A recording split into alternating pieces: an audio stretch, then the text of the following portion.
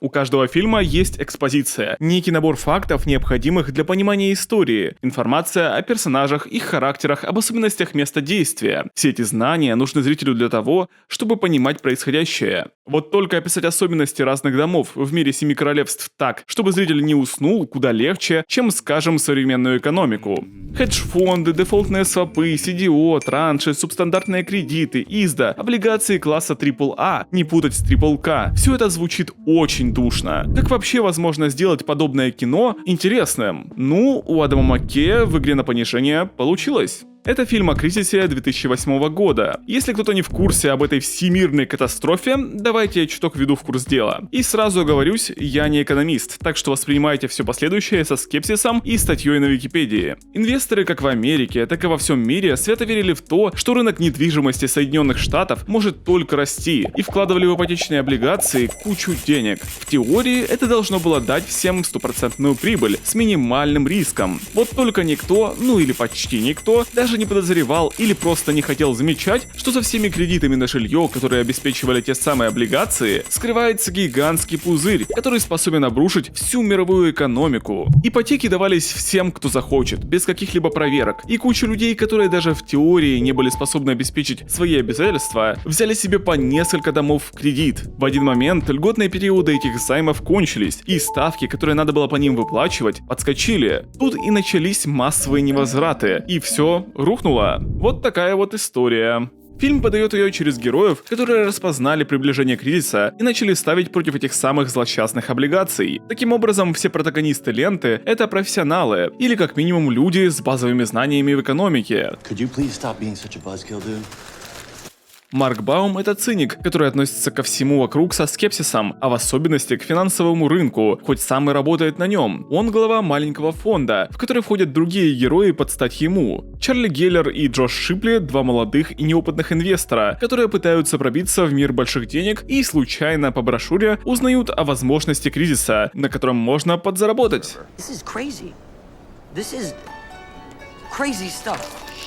Майкл Бьюри — глава большого хедж-фонда, который раньше всех предвидел обвал рынка и начал играть против жилищных облигаций. И, наконец, Джаред Веннет — работник банка, занимающегося ипотечными бумагами, который начал продавать финансовые инструменты против этих самых бумаг. Благодаря такому набору персонажей зритель сразу погружается в гущу событий. Герои непосредственно влияют на то, как развивается сюжет, а не являются пассивными наблюдателями. Вот только тут есть одна проблемка. Знания зрителей и персонажей об экономике сильно разнятся. Протагонисты знакомы с основной терминологией, и им не нужно объяснять каждую маленькую деталь о работе финансовой системы. Игра на понижение, субстандартные кредиты и транши — все это в их компетенции. Но в то же время зрители могут ни о чем из этого даже не догадываться. И как бы драматично не были поставлены сцены, если ты не понимаешь, о чем в них в принципе говорят, они вряд ли тебя зацепят. Чтобы решить эту неувязку, можно встроить объяснение непосредственно в сюжет, подавать в диалогах информацию одновременно и герою, и зрителю. Так сценаристы вплетают в повествование сцену, где Марку Бауму и его команде с помощью Дженги объясняют пирамиду ипотечных бумаг.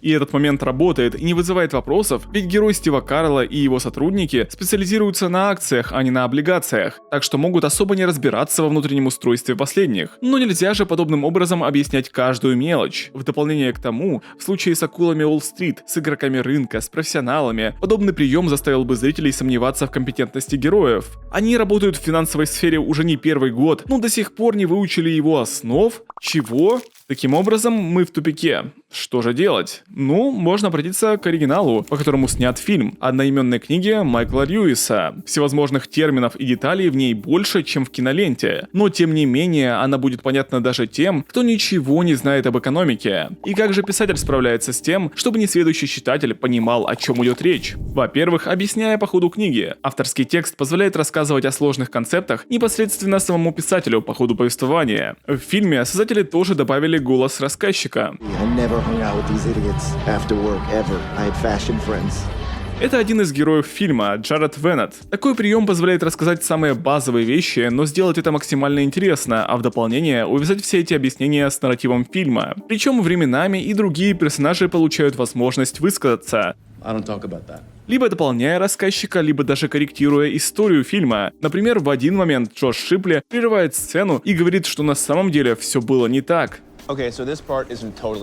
Во-вторых, сноски. В книге автор выделяет в них ту информацию, которая не попала непосредственно в текст, или же напоминает о разных концептах, которые уже обсуждались до того. Это и вдохновило Адама Маккея. В игре на понижение вставки с объяснением или визуализацией тех или иных терминов бесцеремонно вплетены прямо в повествование. Есть просто текстовые примечания, небольшие анимированные вставки и отдельные сценки для особенно важных понятий. Первое довольно самоочевидное. Это просто киноверсия тех самых книжных сносок, наполненная иронией и юмором. Анимированные вставки обычно как-то визуализируют то, о чем говорят герои. А вот в сценках авторы используют весь свой креатив, чтобы раскрыть те или иные явления наиболее интересным, смешным и одновременно наглядным способом. CDO фильм объясняет с помощью Селены Гомес и Ричарда Теллера, нобелевского лауреата на секундочку, и ставок на ставки на исход покерного матча. А про ипотечные облигации рассказывает Марго Робби в «Пенной ванне». Да, тут и такое есть.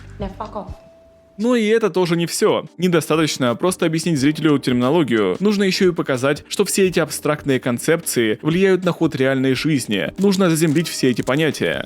И опять же, вернемся к книге. Она написана в документальном стиле. Создатели фильма идут по схожему пути. Они приближают стиль картины к документальному. Камера то и дело дергается, внезапно переходит от одного персонажа к другому. Временами создается ощущение, что оператор не знает, кого или что именно нужно снимать. Также и фокус плывет, не успевая настроиться на тот или иной план. В фильме есть момент, где Марк Баум стоит посреди улицы и говорит по телефону, а прохожие просто перекрывают его. Подобное осознанное несовершенство вызывает у зрителя ассоциации с документальной съемкой и заставляют подсознательно поверить в происходящее.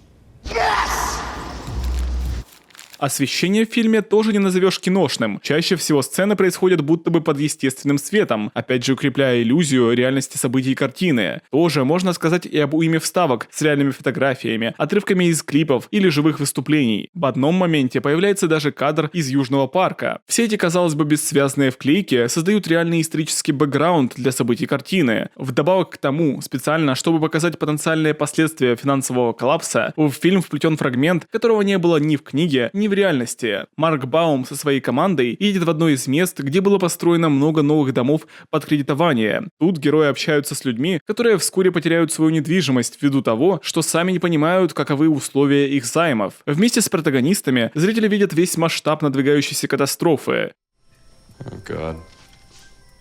Этот эпизод наглядно демонстрирует, что все эти ипотечные облигации CDO не просто какие-то бумажки. Это то, от чего зависит жизни реальных людей. Герои начинают понимать, какая катастрофа надвигается, и свою собственную ответственность в ней. Создатели не делают персонажей чувственными машинами по зарабатыванию денег. Протагонисты, по крайней мере большая их часть, понимают, что они ставят не просто против какого-то абстрактного рынка, а против всей экономики США и мира заодно. При всей своей профессиональности, и они не могут не почувствовать разочарование в системе и неуверенность в завтрашнем дне. This is like the end of capitalism. This is like the Dark Ages all over again.